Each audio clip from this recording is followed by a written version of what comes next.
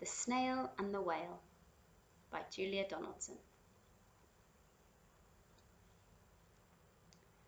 This is the tale of a tiny snail and a great big grey-blue humpback whale.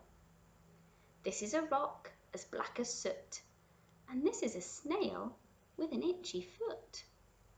The sea snail slithered all over the rock and gazed at the sea and the ships in the dock.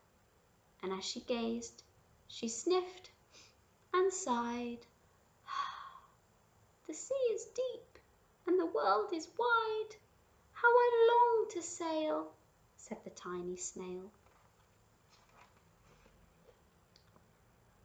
These are the other snails in the flock, who all stuck tight to the smooth black rock, and said to the snail with the itchy foot, "Be quiet, don't wriggle, stay still, stay put." But the tiny sea snail sighed and sniffed, then cried, "I've got it, I'll hitch a lift." This is the trail of the tiny snail, a silvery trail that looped and curled and said, "Lift wanted around the world."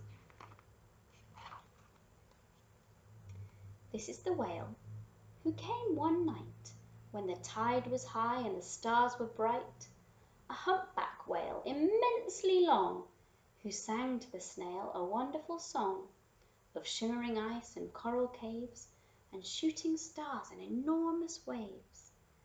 And this is the tale of the humpback whale. He held it out of the starlit sea and said to the snail, "Come sail with me." This is the sea so wild and free that carried the whale and the snail on his tail to towering icebergs and far-off lands, with fiery mountains and golden sands.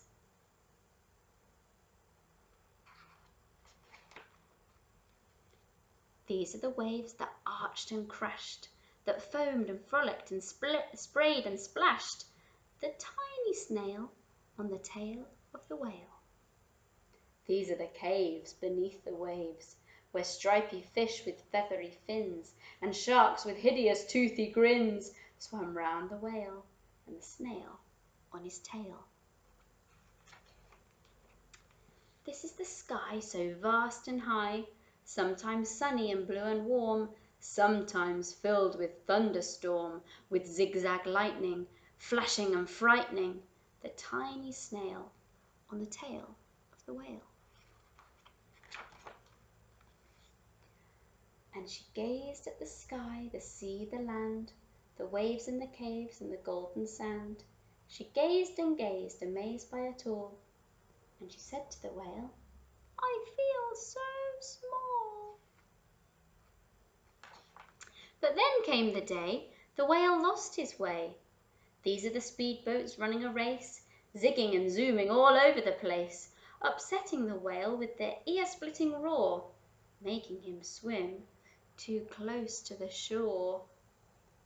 This is the tide slipping away, and this is the whale lying beached in a bay.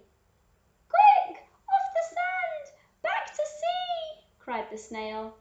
"I can't move on land, I'm too big," moaned the whale. The snail felt helpless and terribly small. Then, "I've got it!" she cried, and started to crawl. "I must not fail," said the tiny snail. This is the bell on the school in the bay, ringing the children in from their play. This is the teacher holding her chalk, telling the class, "Sit straight, don't talk." This is the board as black as soot, and this is the snail with the itchy foot. "A snail, a snail!" The teacher turns pale. "Look," say the children, "it's leaving a trail." This is the trail of the tiny snail, a silvery trail saying, "Save the whale." These are the children running from school, fetching the firemen, digging a pool, squirting and spraying to keep the whale cool. This is the tide coming into the bay, and these are the villagers shouting, "Hooray!" as the whale and the snail travelled safely away. Back to the dock and the flock on the rock, who said, "How time's flown!" and "Haven't you grown!" And the whale and the snail told their wonderful tale of shimmering ice and coral caves, and shooting stars and enormous waves, and of how the snail, so small and frail, with her looping, curling, silvery trail, saved the life of the humpback whale. Then the humpback whale held out his tail, and on crawled snail after snail after snail, and they sang to the sea as they all set sail on the tail of the grey-blue humpback whale. The end.